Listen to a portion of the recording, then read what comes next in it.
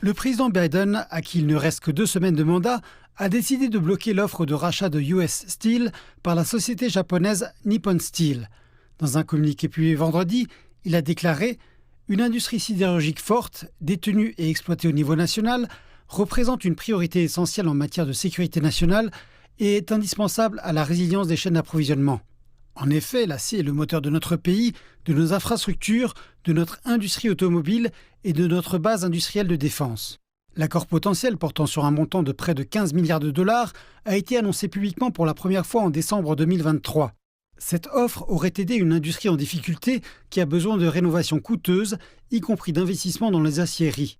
Mais M. Biden a déclaré que pendant trop longtemps, l'acier américain avait été confronté à des pratiques commerciales déloyales, d'autres pays ayant pratiqué le dumping de l'acier sur les marchés mondiaux à des prix artificiellement bas, ce qui a entraîné des fermetures d'usines et des pertes d'emplois aux États-Unis. Des commissions fédérales ont examiné l'accord sur la base d'inquiétudes en matière de sécurité nationale et n'ont pas pu parvenir à un consensus le mois dernier. Le président élu Donald Trump s'est opposé à l'accord, déclarant sur sa plateforme de médias sociaux Truth Social qu'il souhaitait relancer l'acier américain via une série d'incitations fiscales et de droits de douane. Messieurs Biden et Trump ont tous deux courtisé les sidérurgistes lors de leur campagne politique.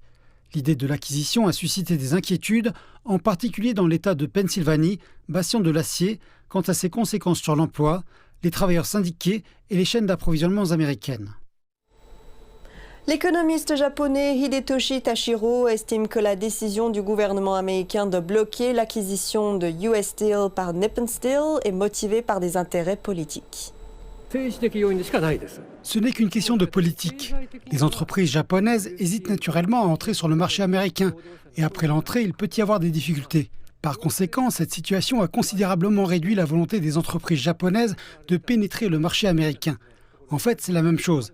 Il est difficile pour le Japon de faire face au protectionnisme américain par ses propres moyens. C'était le cas dans le passé avec l'industrie des semi-conducteurs. Cela a également été le cas avec l'industrie automobile.